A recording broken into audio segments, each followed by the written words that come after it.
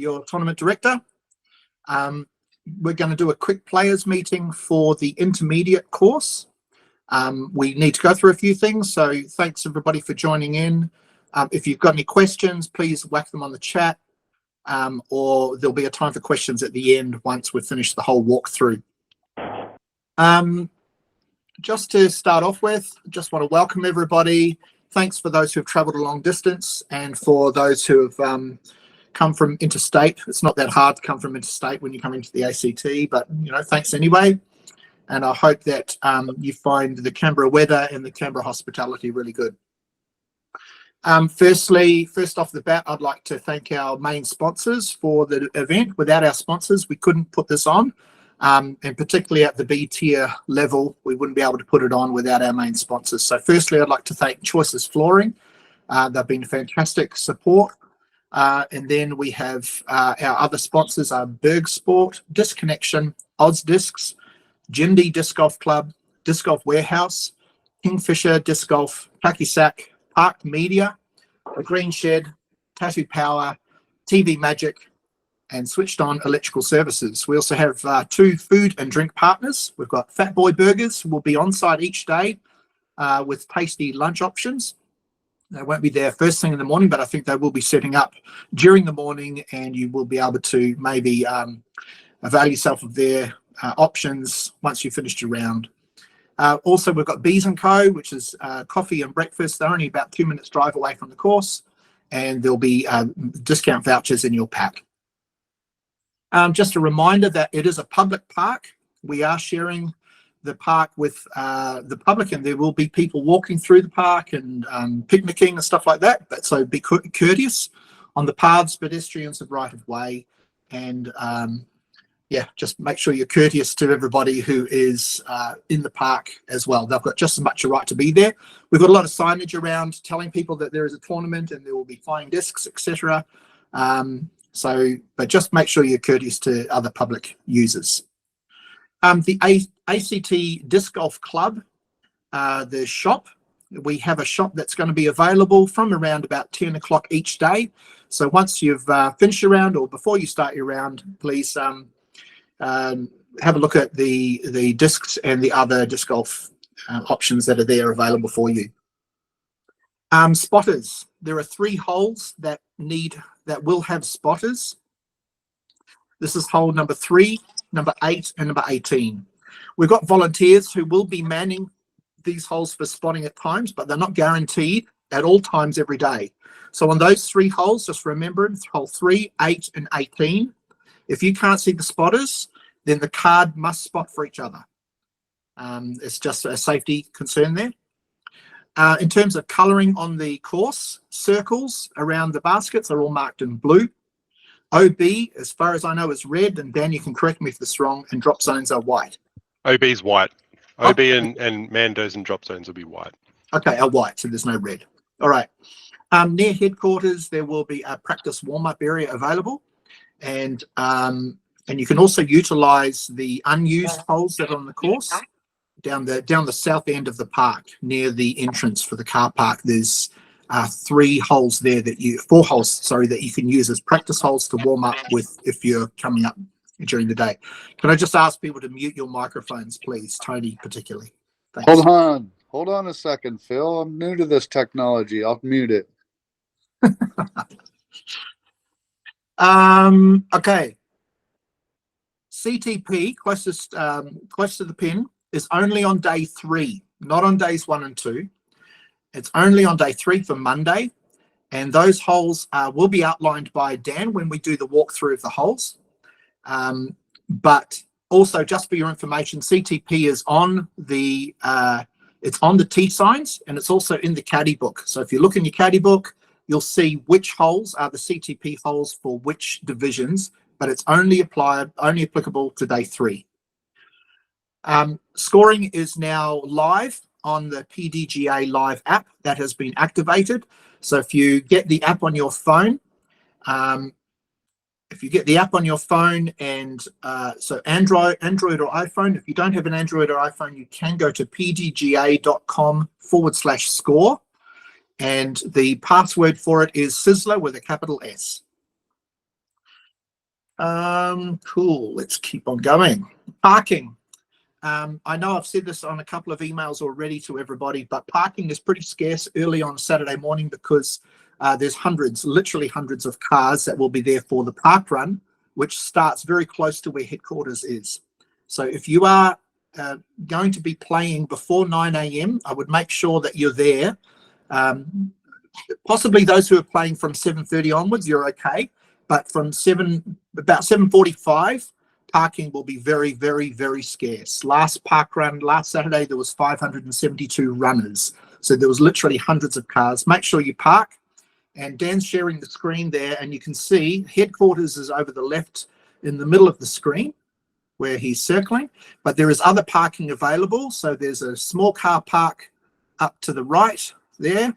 But that's usually full with park runners. Park runners will also park all the way along the left side of the road, entering there. There'll be lots and lots of cars, and so make sure you get there early enough. You may need to walk, so get there maybe 15 minutes before your tee time if you're teeing off around that between 7:30 and 9 o'clock. I would, as the tournament director, I'd really love for everybody on the card to be to show up, make sure that you're ready to tee off when the card before you has teed off. So if you could just present yourselves at that point, let me know if you're sponsored by anybody for professionals, and I'll announce you and your sponsors when I announce you to tee off. Cool. In terms of the pace of play, I just wanted to draw this point to you. Normal tournament rules apply, but just keep it moving, okay? Make every effort to stick to the time limit, throw within 30 seconds once you have reached your disc. As a courtesy, any players that are exceeding this time limit should be warned by the other players on the card before they issue an excessive time violation. The group is actually allowed to do that, or they can refer to the tournament director. Searching for lost discs is limited to only 3 minutes. If you've lost a disc, make sure somebody puts a timer on and say we've got 3 minutes. And there are other extra rules about excessive time for the whole group, and the tournament director actually can put a whole group on the clock if you're playing too slow. So you've been warned. Make sure you just keep the play moving for everybody's benefit. We don't want big backups on the course. A reminder, in case you haven't got it, everybody has to score. You can all score through the PDGA Score or Live app.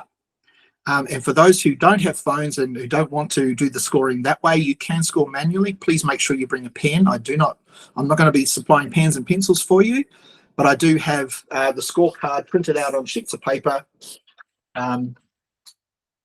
where you can score manually for each of the rounds. You'd have to submit that scorecard at the end, and as the tournament director, I've got to make sure that that is ratified with the other scores that have been done electronically. Make sure with scoring that you do your scoring at the next tee. Do not score when everybody's complete and you're standing around the basket. That's a great way to slow up play. Make sure you walk away from the basket and score just before you tee off on the following tee, just as a courtesy. There's some bunting on some of the holes, particularly around hole 21. That bunting is not an OB line. That bunting is like some string with some red triangular flags on it. It's basically for crowd control. It's not OB, okay? Prize pools. Prize pools are being finalized now that we have final numbers, but these are going to be published shortly, and they will follow normal PDGA guidelines, but I just appreciate your patience on us finalizing those prize pools. Oh, I think I might have missed something. Tee times. Yeah, tee times have been published, but I had to make a last minute change this afternoon. For those playing in the advanced course, so for everybody in this particular meeting, this doesn't apply to you. There's been a slight change in tee times due to a couple of last minute withdrawals. Make sure you just check your tee time if you haven't already after this meeting. And just quickly, Phil, just check it in the morning as well, just in case any other withdrawals happen overnight. Check it often and plenty. Yeah. Okay. Cool. One thing with that hole 21, we've got that special hazard river. For those, Reese Shelley Jones, you check tee times on the pdga.com website and just look up Sizzler and the tee times will be there. I was talking about the Hazard River on hole 21. Just for your information, the Choices flooring signage is not the OB line. The OB line is the white line in front of that.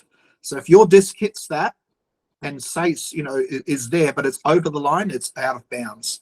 And just a reminder, Dan will go through this with a walkthrough, but with the Hazard River, you play from where it lies. You don't play from where it crossed into the hazard area. Quick shout out to Lily. I don't know if you're online at all, but apparently it's Lily's birthday tomorrow. So if you see Lily, she's our only junior player tomorrow. It's her birthday tomorrow. We're going to do the whole walkthrough now. I'm going to hand over to Dan. And for the rest of this meeting, I just want to tell everybody, please get out there and have a great time. Enjoy the weather, enjoy the camaraderie, enjoy throwing some discs. Don't take it all too seriously, and enjoy yourself. It's going to be a challenging course, but I think you'll really enjoy it. And hope we have a wonderful 3 days. And make sure you say hello, and that'll be great. Any photos you can put up on social media, and Dan, if you want to talk to that as well, that would be great. All right, I'm going to hand over to Dan now. Okay, so just on the social media stuff, if you post stuff, please tag the club on Facebook and or Instagram so we can see it and repost it, or, you know, like it and whatever. Also, feel free, if you're not all over the socials, just to take photos and email it to the club, actdiscgolfclub@gmail.com. We also have a hashtag for the event, which is hashtag #ACT Sizzler, so please use that liberally. Okay, so I'm going to walk through all the holes. It'd probably be easier if people have questions just to save it for the end, and I can kind of run back over them at the end, if that's all right. And hopefully I'll cover everything else off that people are curious about. I'll also go through both the advanced and the intermediate layouts, because you guys are playing both. So remember, you play intermediate layout on days 1 and 3, and then on day 2, it's going to be a long day on the advanced layout. Yeah, just don't forget that. Don't, in the middle of the round, start playing the wrong layout. So, hole 1, it's the same hole for both divisions, except for the advanced, it's a par 4, and for the intermediate, it's a par 5. The only kind of hazard of note is there's a painted white line, and it's also got some bunting of OB along the left-hand side here. That's mainly just to give people an area to watch tee shots and also get out of their cars and not bother the people playing. So other than that, it's pretty open down there. There's obviously trees left and right, so you can get in a bit of trouble, but nothing crazy. Hole 2, there's not really any OB to speak of. There's some OB up the top here where there's some bollards, but it shouldn't really come into play. But yeah, fairly straightforward par 3. This is CTP on day 3 for MA1, MA2, and MA40. So that's actually, should be no one in this call. Hole 3, this is the first hole where we recommend a spotter on the advanced layout. So for day 2, on your tee shot, you really want someone standing here. Hopefully there'll be a volunteer there, but if there's not a volunteer there while you're playing, please send one of the card mates up to do that. It's basically to make sure no one's crossing this path, or there's no one standing here taking their shots, because if you throw a good shot, it will land around here. Both holes have the same OB rules, and they're a little bit convoluted. So please bear with me while I try to explain it. I'll explain it on the blue here because it's a little bit easier. So there's a line here along the grass, and there's a line along the path. They denote the OB lines on this side, and on this side there'll be a barrier, the Choices wall barrier. That's not actually on the OB line. There's a white painted line, and that's important to note. Don't just think the Choices thing is the Choices banners are the OB. It's the painted line. The rules are a little bit complicated. So let's say I'm teeing off on hole 3 and my disc lands here, OB. I would just play that as regular OB. So if I crossed OB here, this is where I'd throw my disc from. If my disc passed this imaginary horizontal line that's in line with the long line here, so let's say it landed here, I would go to the drop zone, the first drop zone, which is in the corner. So 2 scenarios really. If it's in this area up here, if it's past that dotted line, then you go to the drop zone. If it's out here OB, you would just play it as regular OB. So once you're at the drop zone, you're aiming for this little island bit here. If you don't make it onto the island, then you go to drop zone 2, which is here. Once you're on the island, normal OB rules apply. So just to play out the scenario, let's say I threw my disc and I landed here. Because I'm past the dotted line, I would end up here, drop zone 1. Let's say I tried to make the island, but I landed over here. I would go to drop zone 2. And if I had a shocking putt that kind of hit the cage and rolled OB or whatever, let's say it rolled OB up here, I would then take my shot from here with all the relevant penalties added on to the strokes. Hopefully that makes sense. I might just stop it and ask if anyone isn't clear on that. I can go over that again if anyone's not sure. But hopefully the text here makes it fairly clear. And this is just a long-standing set of rules. So most of the locals know these rules, but yeah, apologies for how convoluted it is. All right, I'll take silence as complete agreement. Go on to hole 4. Only thing really of note on hole 4, there's OB bollards to the left and long. And then here it gets a little bit interesting where we've got OB bollards on the right and a gate that denotes the OB here. The thing to note is that this dirt path, it might look OB, but it's not OB. So it's not until you pass the bollard / gate on the right here that you're actually OB. So don't worry if you land on the path. Hole 5. Hole 4 is oh, yep. CTP, mate. Oh, sorry. Yep. Hole 4 CTP for MA3, MA4, and MA50 on day 3. Hole 5, nothing really tricky in terms of OB. It's just the bollards that line the road. And on here, it's exactly the same. Just keep in mind when I'm mentioning OB bollards, it's always the inside edge of the bollards that denote the OB, not the outside edge. So it's the inside edge, the edge of the bollards towards the inbounds. Yeah, so it's not area. the fixed line. It's you draw an imaginary line between the bollards on the inside, and that is your OB line. Yeah, not marked. It's denoted by the OB, by the bollards. Okay, hole 6. For both holes, really the thing to note is this footpath isn't OB, but you just got to be careful that no one's kind of coming when you're throwing. So just keep that in mind. There is water OB up here, but probably won't come into play unless you really shank it, which I have done before. This is CTP on day 3 for FA2, FA4, FA40, and FJ15. And just to reiterate, these are grouped together as one group. So there'll be one CTP prize for these 4 divisions. So there's 5 CTP prizes in total. Hole 7, it's pretty tricky to go OB right, but it's possible. This is the same hole for both intermediate and advanced. Pretty tricky one. And there's a barbecue area up here and there's some bollards up here. It's not OB. You might end up there. It's a bit tricky, but it's, yeah, not OB. For those who are familiar with the Western Golds, the basket is slightly further than the normal placement of the basket. So Dan is indicating where the normal basket is, the basket's slightly further. Okay, hole 8. This is another one where we recommend a spotter, but I'll get to that. So they're very similar holes for both the intermediate and advanced. The advanced is just a little bit further back off the regular gold P. OB water along the right can come into play if you turn something over. There's quite a lot of discs down in the water.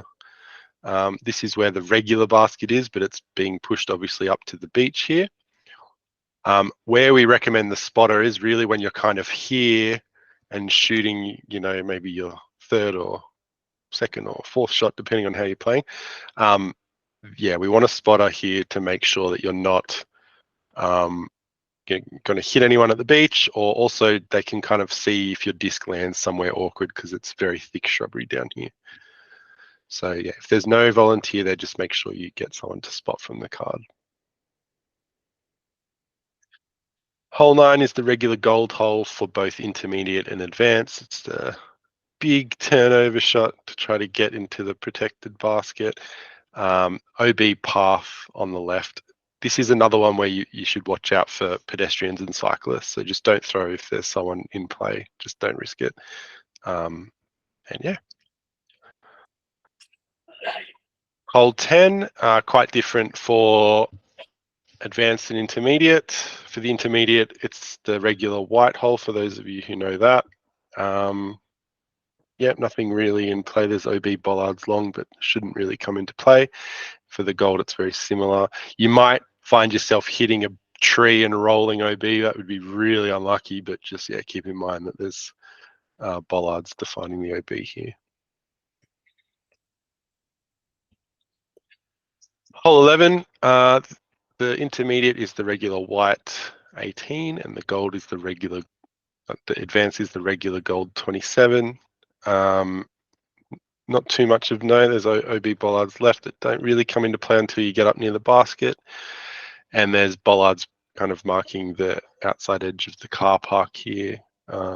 Yeah, both don't usually come into play, but they can. So just beware. Try not to hit cars.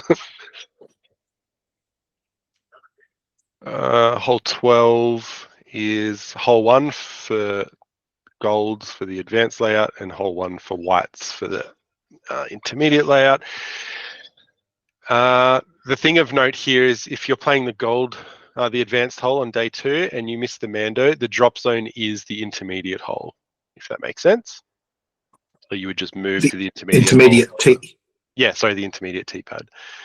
From technically is a Mando on the intermediate hole, but you would struggle to miss that. That would be an absolutely shocking shot. I don't think I've ever seen it. So just keep that in mind, that there is a Mando, and we've said it's a rethrow if you missed, but it's probably not going to come into play. There's OB path on the left here as well. Hole 13, the much talked about hole. I'll go over the intermediate first. It's the regular gold hole 2. The only OB that really comes into play is this water's edge here, and it only really comes into play because there's a bit of a downhill slope to the water here. So yeah. And if you do lose your disc in the water on either of these holes, only retrieve it if it's kind of very quickly, if you're very quickly able to retrieve it. Otherwise, leave it for the end of the day because that could potentially cause a lot of backups. The advanced hole is very different. There's kind of 2 main routes. One is a big booming shot over the water if you're feeling brave. There's a left line. It's kind of a tunnel all the way. So obviously a very challenging par 3, especially if you're going down the left-hand side. The OB is defined by the water's edge. So if your disc is completely surrounded in water, then you're OB. Otherwise, you're kind of in. Just keep in mind there's some bunting here, basically crowd control like Phil mentioned. Also of note, there's a line that extends the bunting line, and I think it might be white. Hopefully it's been changed to red, but if it is still white, just note it's not OB. So unless it's marked on the caddy book as being OB, it's not OB, even if it's a white line. So just note that.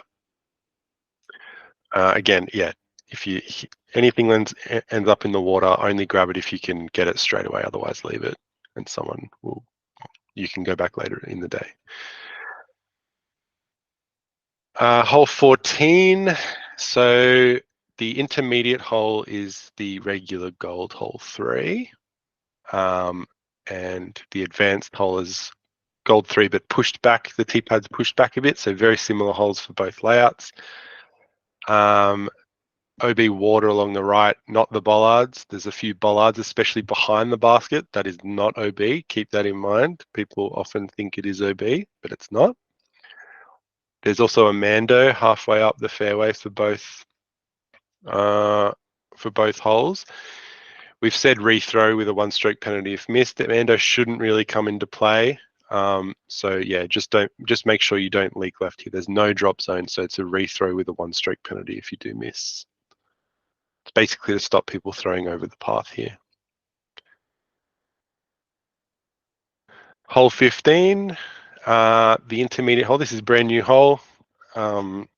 Tee pad down, tucked over here. So there's a bit of a shaped shot out and down the hill. Again, there's bollards along here. Those are not OB. It's the water that defines the OB. So if you do land in here, it's very thick, very dodgy. It might take you more than one stroke to get out. So I'd highly recommend avoiding this whole area on the right here. Again, there's a Mando halfway down. This one doesn't really come into play either, but if you do miss it, it's a rethrow with a 1-stroke penalty. So make sure you don't miss this Mando. The advanced hole is similar. It's the regular gold hole 4. So there's a bit of a gap to hit off the tee first, and yeah, make your way down. And just remember, bollards are not OB on the right-hand side here. Hole 16 is gold hole 5 for both layouts. Nothing really of note in terms of OB. The OB water is here, but you'd struggle to get anywhere near that. Yeah, that's pretty much it. Hole 17. So this is a new hole for the intermediate layout. There's some OB bollards on the left here, and there's an OB path long and right up here. Of the most note, I think, is probably the Mando that's halfway down. It's the big Christmas tree. Might come into play. There's a drop zone here. It's a very tricky shot from the drop zone. So again, I wouldn't go too hard off the tee and risk turning something over. It's kind of a placement shot for a fairly generous birdie, I'd say. The advanced hole is similar to hole 6, which is usually here, but we've pushed the tee pad over into the trees here, so it's a much trickier tee shot. And again, Mando left of this big Christmas tree with a tricky drop zone if you miss. Same OB. Hole 18. This is regular hole 7, but we've moved the basket down the hill and tucked around to the right. So the basket's usually about here. So it's an extension of the hole and a very tricky angle. Very tough bird for all divisions, I'd say. And because of the shape of the shot and the presence of a path here, this is one where spotter is an absolute must.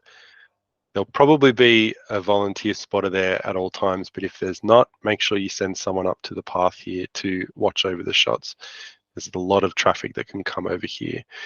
If people are walking, just let them go, and the card can find a gap in the traffic to be able to throw. But yes, spotter is an absolute must on this hole. OB path left and water right, which won't really come into play.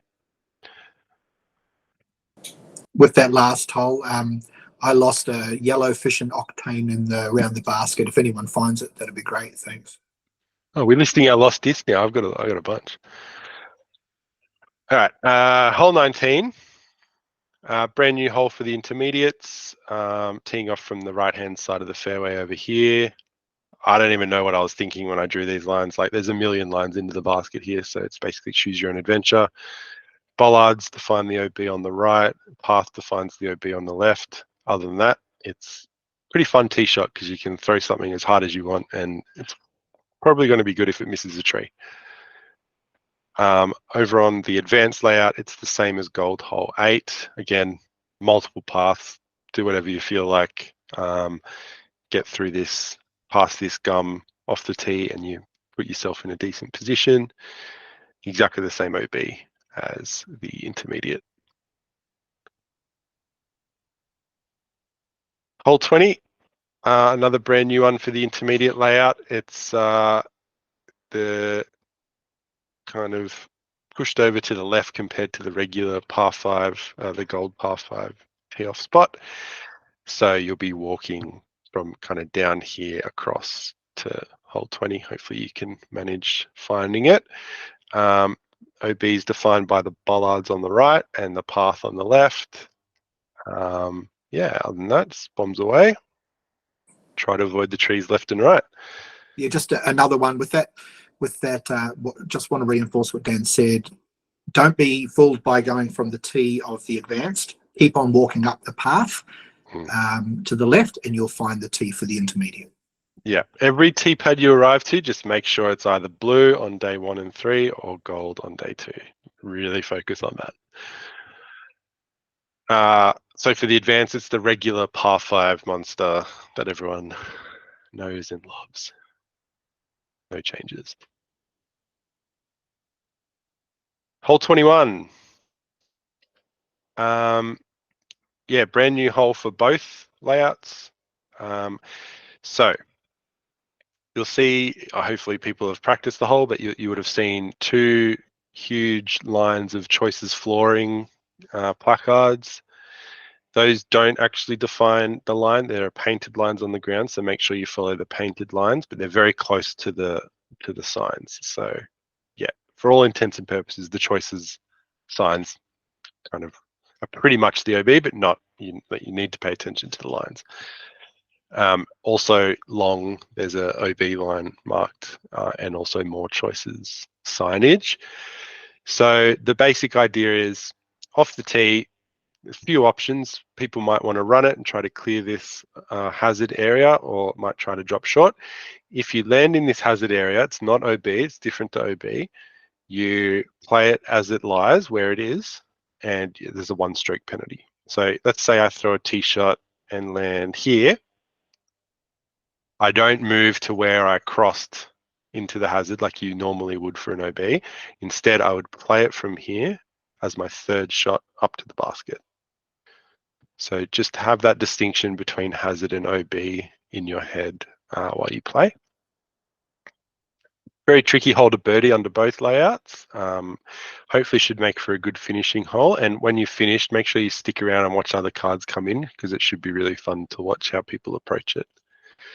And over on the advanced layout, it's exactly the same rules, exactly the same hazard, exactly the same OB behind the basket, but a much further tee shot with a bit of a left to right shape for the right-hand backhand.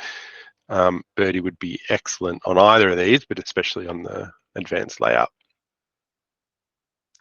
Now, did I miss a CTP somewhere? Because I feel like I only talked about 2. In any case, I'll go back and just make sure I cover it. So hole 4 is CTP for MA3, MA4, and MA50. Again, 1 group, 1 prize for those 3 divisions on day 3. And you'll just mark, there'll be some signage down there and a flag. You'll just stick the flag in front of your disc and write your name down. And then by the end of the day, we'll know who's won. Hole 6 is CTP for FA2, FA4, FA40, and FJ15 on day 3 again. And oh, maybe that was it actually for the intermediate stream of players. Yeah. So I think that's me. I got a few questions. So from Matty Boy, how big is the crossing? So are you talking about the hazard strip here?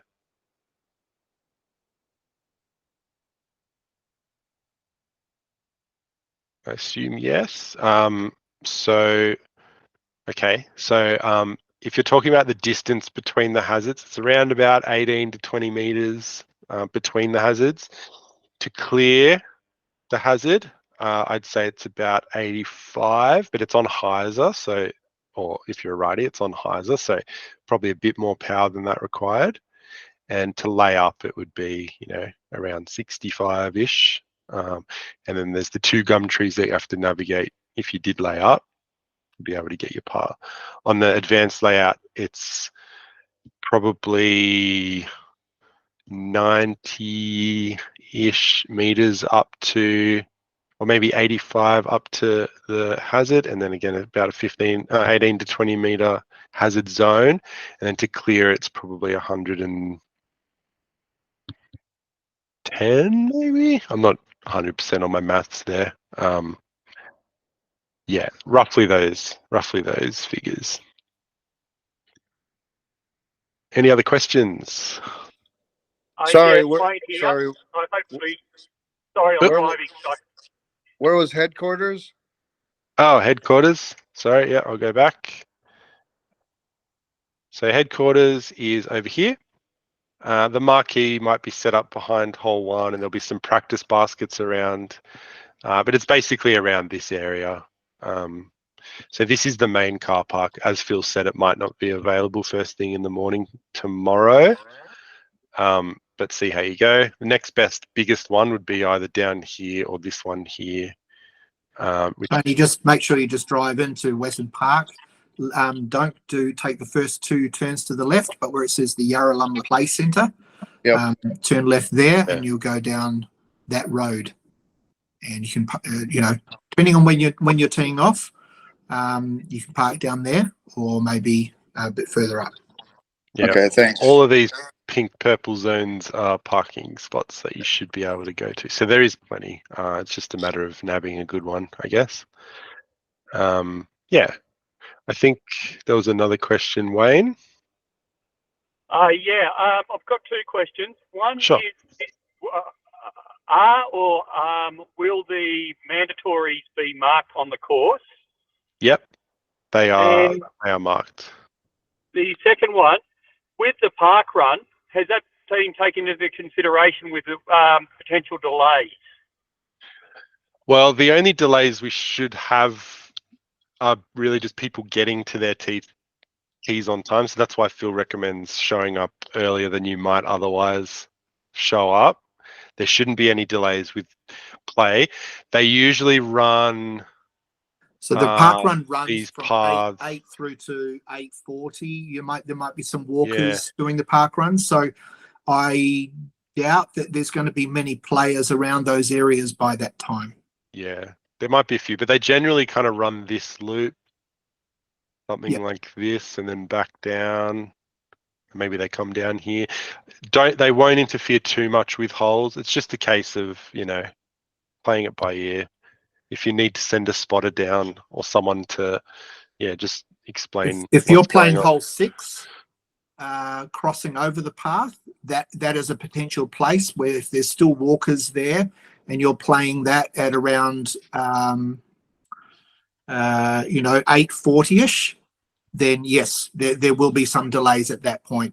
And so you may want to ask people to pause while you throw over the top of them, or there could be a delay at that point. So yes, fair call there, Wayne. Thanks. Yeah, it's just one of those unfortunate things about playing in a public park. But yeah, just do your best, use your common sense, and shouldn't be too much of a problem. Cam Mitchell.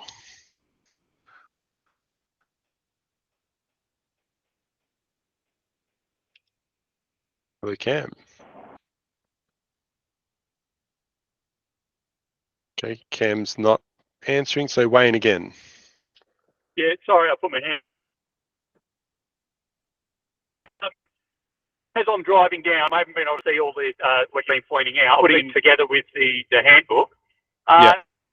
Would there be an issue with someone getting to the course around sun up, doing a walk and potentially play through? That wouldn't be a problem. I think, Phil, would you say the course is closed from the first tee off?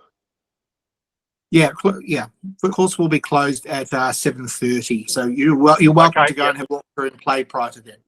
And obviously, once people start teeing off, you can walk around and you can walk anywhere and check out the holes, just maybe not play them because there'll be people on the course. Yeah. And has everyone also watched the fly-through videos that we posted? If not, I highly recommend going to our website and watching them. There's 2 YouTube videos that do drone videos of both layouts, so that would be very helpful in navigating the course. Question there from Michael: can caddies score on behalf of their players? As far as I am aware, yes, they can. Tips on PDGA Live app scoring for out of bounds. Are they scored separately from Cam? I don't think PDGA Live lets you mark if something was out of bounds. You just have to add on the penalty manually, as in you have to account for it when you put in your score. You won't put in 4 plus an OB. If someone took a bogey on a par 4, you would just put in 5 with no extra information. Maggie has raised a hand. Clarification, if your caddies, my understanding is if your caddy is scoring for you, totally allowed. but then they're treated like a player, if that makes sense. So they Yes. fall under the player rules once the caddy scores for the player. In what sense are they players? Like, Courtesy violations, Oh, yeah, all yeah. of those sorts of things. So sure. yeah, they just have to adhere by all the same rules as if they are the person playing the shots. They just obviously don't play the shot. Yeah. Yeah. Play the shot and stand back, basically. Man, I should get a caddy to play my shots. You just watch your mouth, basically. You can't be saying any, like if you're an unofficial caddy, you can get away with saying shit. If you're an official caddy, you can't. Obviously, you have to adhere to all the courtesy violations and all that sort of stuff Sure. as well. Thank you for that. Yeah, can I just ask also that there's just general good-natured play? If things are getting competitive and people start niggling and saying things, that's generally not cool. So, other players on the card can say something to a player if they feel that they're being unnecessarily argumentative or, trying to put another player off or anything like that. Matty boy, what's the rule if someone accidentally picks up your disc? As in a pedestrian? Generally, these things can be sorted out by the card. So if something like that happened, the card would kind of someone would go get the disc and then put it in the spot that the card agreed where the disc was last. A lot of things in disc golf are left up to the card to kind of agree on an approach, but I would highly recommend everybody, this is a major event, so there is an expectation that everyone knows the rules. So definitely fire up PDGA and have a look at all the rules. There's lots of YouTube videos that go over the rules as well. And just, make sure you have a fairly good grasp. You're not expected to know every single situation. It's quite difficult, but have a firm grasp, especially on things like foot faults, time violations, courtesy violations. It's kind of a, don't be a nasty person situation. But things like foot faults, really try to get your foot in a fair spot when you're throwing a disc. Make sure you don't follow through on your putt if you're inside the circle. Just those things. Make sure you're on top of them, because no one wants to call anyone out for that, and it doesn't feel good to do that. But it's by the rules. It's fair play. You have to adhere to the rules. Anything else from anyone else?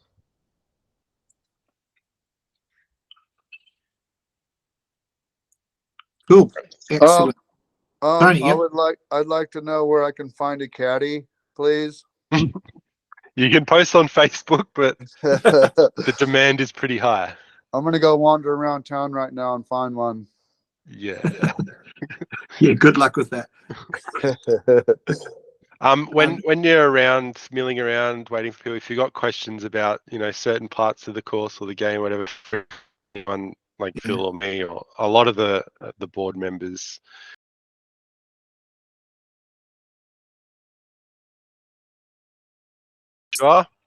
we'll know the answers. If not, they can find out someone who knows. And if you got like rules questions, just ask your fellow players. A lot of people know all the rules. And another thing is, things like alcohol or tobacco and stuff like that.